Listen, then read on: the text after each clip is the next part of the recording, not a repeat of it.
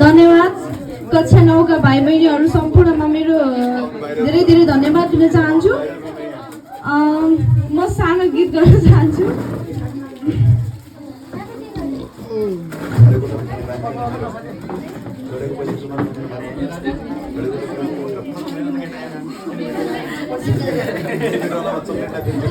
भोलि